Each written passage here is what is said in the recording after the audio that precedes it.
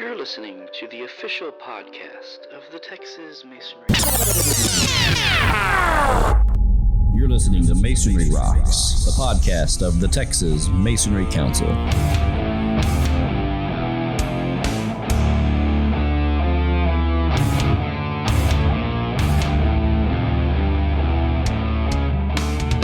All right, welcome back to another episode of our show, Masonry Rocks. If this is your first time finding us, welcome. If you are a returning listener, well, God bless you. Thanks for coming back. Lindsay is with us again today. How you doing, Lindsay? I am doing well. Thank you. I am enjoying this virtual podcast from the home office of the Texas Masonry Council located in the ever-growing Waco, Texas. Waco. Well, thanks for joining us. You're welcome. So we're doing something a little bit different with this episode, and we'll probably do the same thing with the next few. The content we're going to be talking about is very visual. So we're going to make this audio podcast into a video podcast as well. So if you're interested in seeing some of the great projects and the events that we're going to be talking about, make sure to check out the video version on our YouTube channel or any of our digital media sites.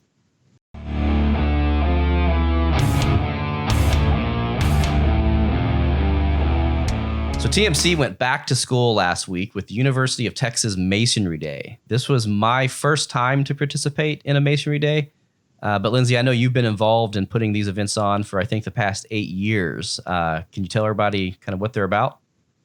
Yes, the University Masonry Day program is, of course, led by the Texas Masonry Council. And the purpose of this program is to give architectural students a real-life experience with masonry. They come prepared to work, and they spend anywhere from about 3 to 4 hours with us. And they get down and dirty with masonry from start to finish, from the conception and dreaming process to the design to the finished structure. The students are introduced to the tools of the masonry trade.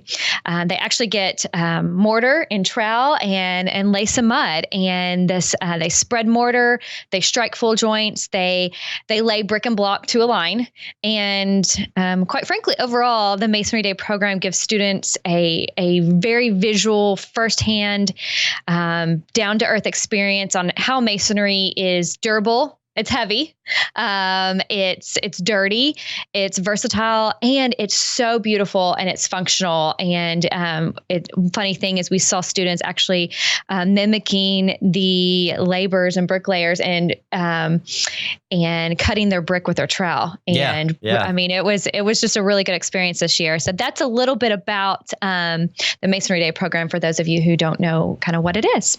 Well, we were actually able to capture a lot of the event with some good video and audio this year. So rather than just hearing about it from us, we're going to actually take you on site and let you hear from the professors, the students, and the contractors that actually participated. But first, I wanted to say that this event would absolutely not happen without the support of our TMC members and the support of the UT School of Architecture. Lindsay, you want to talk about how our members can get involved in this? You definitely can get involved. UT Austin Masonry Day is just one of many Masonry Days we have and will be having throughout the years for the fall and spring semesters. And the people who made this specific event possible was Acme Brick, Amerimix, Capital Products, Metzger Stone, and then our three very treasured masonry contractors, C.W. Oates Masonry, Brazos Masonry, and Legacy Masonry. They volunteered their time. So setting up this event takes 2 days. So it takes 1 day to set up, 1 day to host the event, and then after the event, we have to tear everything down. So these guys provided the labor, the masons to actually execute this event. And we always strive to leave the job site in a better condition than how we found it. So the UT School of Architecture is also one that we want to give thanks to for letting us come onto their campus and host this for 2 days. So thank you to all of our members who make this event possible. Yeah, so let's go on site to the UT School of Architecture. In this segment, you're going to hear from some professors and some students. You'll hear from Associate Dean Francisco Gomes. You'll hear from Assistant Professor Alexandra Yashki, Master's students Jamie Gritch, Haley Lundquist, Eliza Blackman, Bella Chow, and undergrad student Marshall Morgan.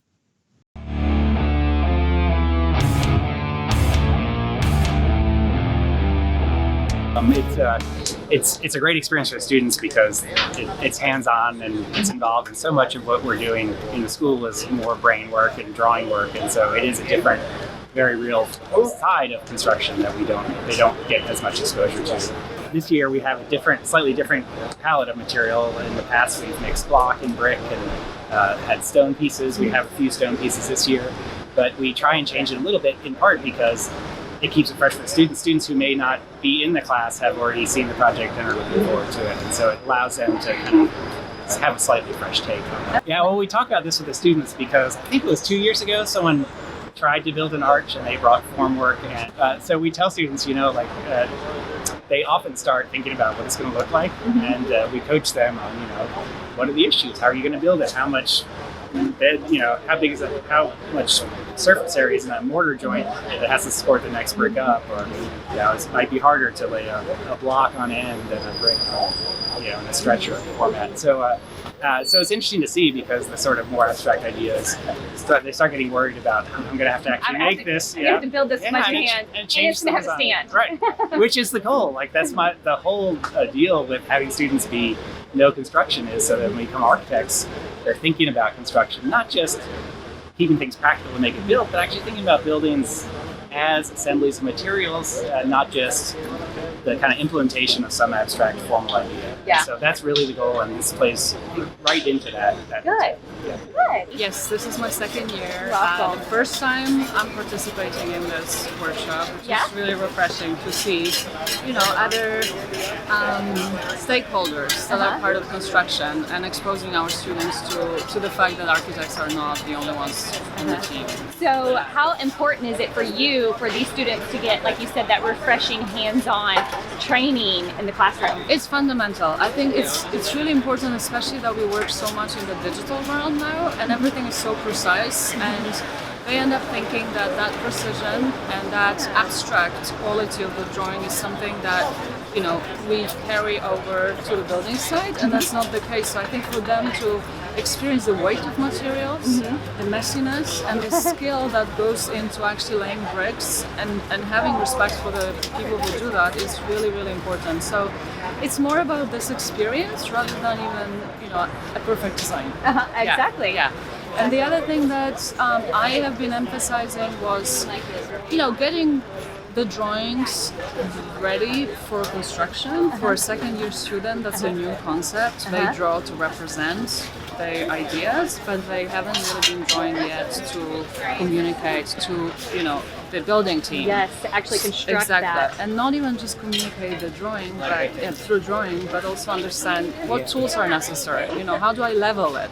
How do I make sure that the rotated bricks are at the right angle? So all this very technical kind of details. Since we have 60 students, 63, we had initially groups of 2-3 students who proposed their own assemblies. Okay. And it was very simple, the limit of 100 bricks, and trying to design an assembly that would be structurally stable, so thinking a little bit about the role of, perpendicular supports, curvature on the kind of global level, and then think about the role of porosity and rotation of bricks, the different bonds, how they can potentially help modulate ventilation or self-shading. Okay. So once we went through the first round of design, they all presented in class their drawings and models, they made scale models, and the students voted. Oh, the students voted. Yes, so oh, the awesome. students voted, and we ended up actually agreeing that they chose the most interesting and promising designs. So we're building 6 of those today, and we'll see how that goes. Yeah. Hi, I'm Jamie. I'm a master's graduate student here in architecture, and this is my 4th year. I think the most valuable lesson from this is to understand the reality of drawing something on paper and translating that to something that's actually built, and how tough that process is, and how much to consider it, and to really rely on your contractors and your subcontractors to help you out in fields that you don't know as much about. So it's really a valuable lesson in just understanding what encompasses to build something. So I actually truly believe that a building should be built to last 100 years. And to do that, I think it takes great construction, I think it takes smart planning. And so to me, disposable buildings is kind of an idea of a temporary building with but I don't think they have to be that. I think they can be structures that last a lifetime, and the spaces can evolve to do different things. Okay. And we're doing the same competition in a couple weeks at Texas A&M University, and we're going to name a grand champion between A&M and UT, so we'll pick like a top winner. Okay. Do you think that your students today have what it takes to beat the Aggies? Absolutely, hook 'em horns. Yeah, we're all graduate students, and this is my first year, first semester. We kind of made this far side more of a bench where you can sit, and then the other side is a little more sculptural. Oh, I see that. Yeah, but the stones kind of weave in with the bricks in a more organic way. Yeah, I love that. So your vision was, tell me about your vision in like 3 words. 3 key words about the vision of this. Buildable.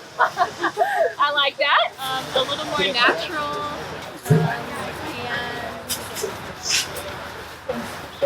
And uneven, I don't know. Yeah. Buildable, natural, and asymmetrical. I like it. Asymmetrical. Yeah. Great.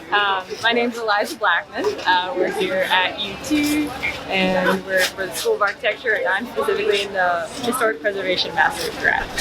I think it informs a lot about how the construction is a hands-on process and the craftsmanship that goes into it. I mean, as we saw with ours, we built it all on, we charted the whole thing out, but then when you're in the field building it, the whole thing changed because you're dealing with different mortars, different sizes. There's just a lot of reality that goes into it that you can't experience anywhere but laying the brick. Specifically from a historic preservation perspective, we're looking for buildings that can be passed down and that can have multiple uses and be readapted. So I think that brick masonry is a really old, wonderful craft, and it lends itself to that kind of passing down. So it's been really great to be able to see that. But yeah, we want buildings that can learn through time, so not fixed. So we were really interested in working with curves because it seemed like a nice challenge, and this would be a great example to learn. And so we thought that a wooden structure would be a bit difficult for it freestanding arch. So we played with curves on the ground, looked at a lot of traditional brick kiln structures, and so specifically this was one that kept popping up with a circular shape that's one with a corbelled roof. So we chopped the roof off, kind of changed the opening normally to be quite narrow. So we're gonna play with that idea a little bit. So traditional brick kiln. So we each did like an individual design first, and then we presented as a class, so like the whole class, and we decided as a group, like who we wanted to go forward with. Okay, Yeah. so you used one design, you didn't kind of try to synthesize them? So we used the basis of one design, and then after like getting like the shape of the class, we started changing it a little bit, and then we were kind of like, oh, well, like what if we incorporated like more of like height, so we can actually sit down on it. So like it was kind of like the same effort to like Improved on it? Yeah. That's it, right? it's right there. That's cool. What do you think you learned from today's activity? Bricklaying is definitely an art, and we should respect our masons a lot more. How do you think it'll affect your design going forward? I mean, I think if I ever use brick, like which most likely in like my career I will, like I should like just like keep in mind that like you need to like keep it like very like modular and like remember like the dimensions and like also level ground. Like that's definitely a thing. So yeah.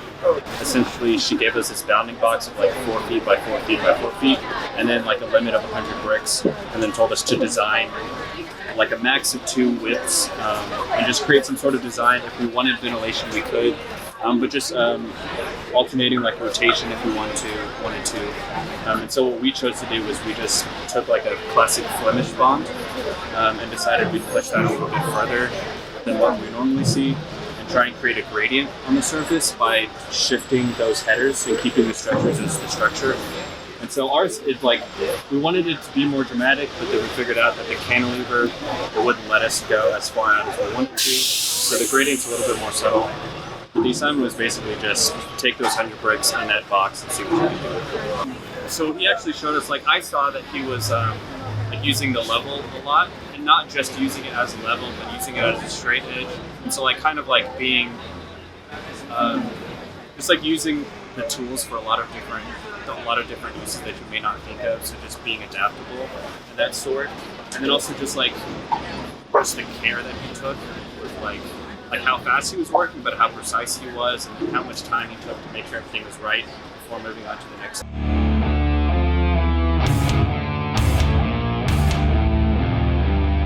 So I was really impressed with the students and how hard they worked and how much they wanted to learn. But the neatest thing for me to watch was the students realizing how talented the bricklayers were. You heard it in a few of the interviews, and I heard it from a few other students that we didn't get on camera.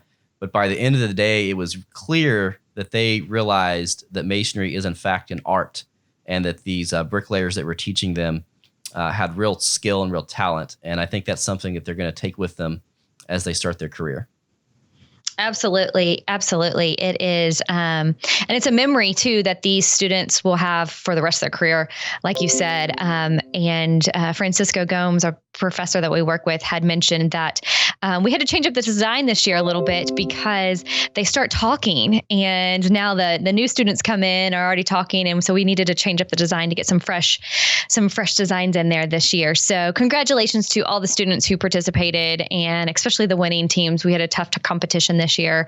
The designs were creative and awe-inspiring.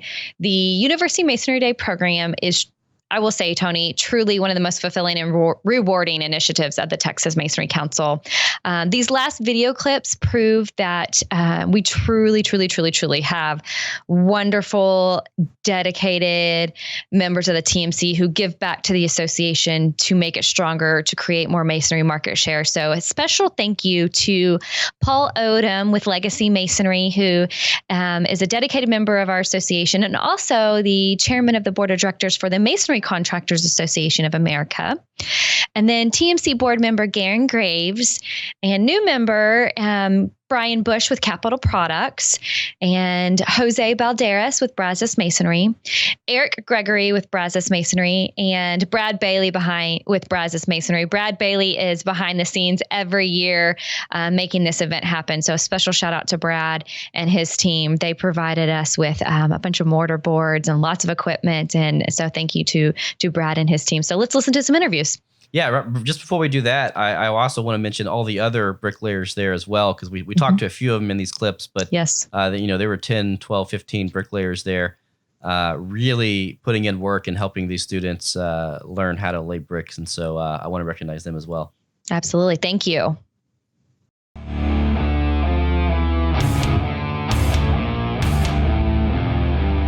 Yeah, it's a big deal. It's a big deal. It is a huge deal. They design so much of what we do. You look at it, it's awesome. It is, and it's very worth our time. And we're honored just to be here.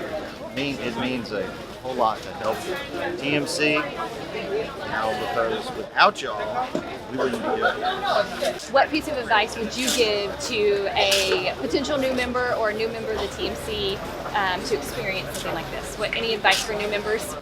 Well, first thing, they have to commit to come and do it. They take at least a day off, because all of these people that are here aren't working. Yeah. Now, but they are working, because again, it's our future.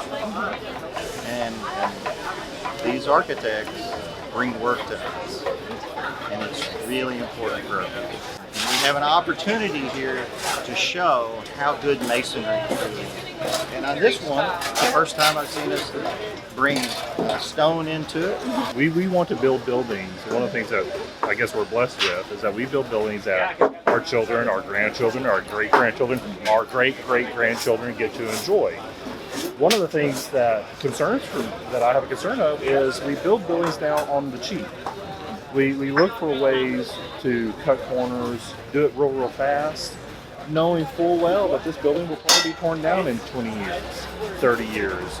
That if it doesn't look that nice here in 10, 15 years, who really cares? Well, I do. Yeah. And our children do. And our great-grandchildren, and not so on down the line. Do you have one iconic historical project that comes to your mind that you can say, you know what, this is a true example about building for the future, building to last? Well, I'll be relatively generic. Schools. Yes. Schools. I mean, the school I went to high school in was built in the 50s. Yep. Right? And it is a 100% masonry construction building with clay-fired brick and the whole 9 yards. But every school that we build it will still be in use 50, 75, 100 years from now. Every school needs to be built 100% masonry construction. Build it right the first time. That's an absolutely great way to say it. You know, if I'm an insurance adjuster or an underwriter, I would demand on the coast of Texas, where we have lots of hurricanes and tropical storms that come through, buildings should be built with masonry, so you know that they will stand when a storm comes through, and you don't have to rebuild it over and over and over again. And it's not just a monetary standpoint from the insurance company; it's also a health and safety issue, it's a life safety issue. I like to see the up and coming students use masonry in their jobs in the future. I think masonry is a dying art that has a place in construction in the future, and this is where it starts. Name me the most memorable, historic masonry building. The Coliseum. Done. Yeah, Done, Coliseum. folks. The Coliseum. Absolutely. If you could give one piece of advice to these architecture students who will design with masonry in the future, what piece of masonry advice would you give them? Keep it simple.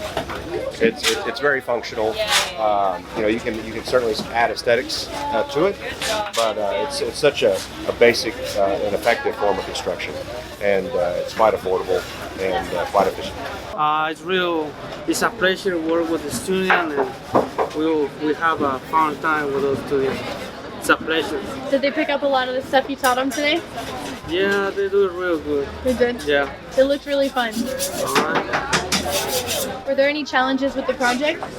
Did they have any problems with their design? No, like when they bring the drawing list, they know what they do, they know everything. I mean, it's just only follow what I bring it, and this is what we do. Eric Gregory with CW Oaks Masonry. Cool. How many times have you done the Masonry Days with This us? is about the 5th time since I've done it now. Wow, 5 times. What do you think the biggest thing, or have there been any big changes over the 5 years that you've seen this? It's gotten a lot bigger, a lot more kids out every year. When we first started, there was maybe 2 or 3 groups, about 15 people, and that was about it. That's great. And so you were working on a team today with some students. What do you think that the hardest thing for them today was? Just seeing how everything gets put together, what the actual challenges are in the field, and that sometimes it gets complicated and working with the mortar and making it look presentable. But I think they did a pretty decent job. Why do you think it's important that they have this experience and work with you guys? It's good that they get the hands-on experience to see what actually does go into it, what the possibilities are, what we are capable of doing, what we're not capable of doing, and just gives them kind of evens out their expectations, I guess you'd say. So, bigger project I've worked on several here at UT, the North End Zone renovation at UT Football Stadium, South End Zone, Blanton Museum, a lot of work here at UT, a lot of big jobs.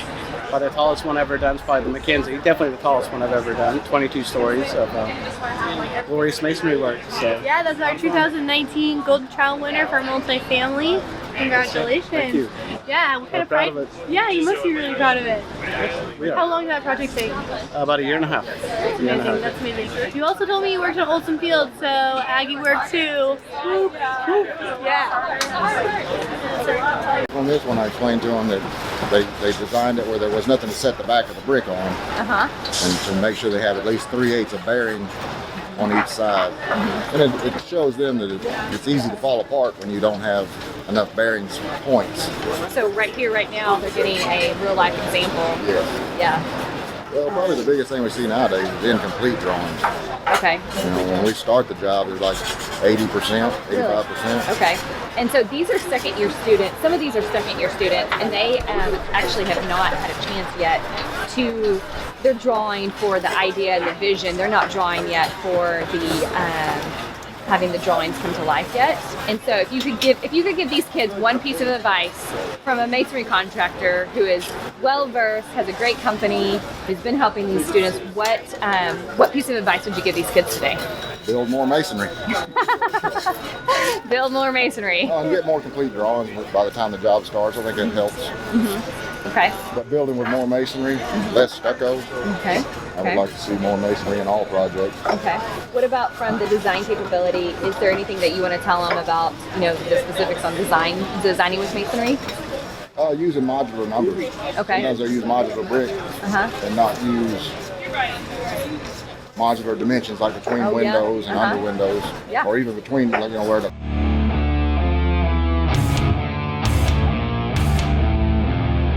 So this event has gotten bigger and better every year.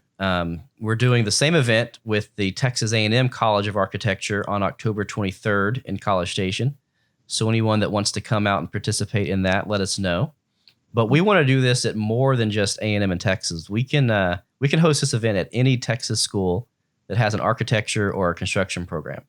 I'm looking at you, University of Houston, Rice, UTA, or anybody else. Anybody else that wants to do this, give us a call and we will get this set up.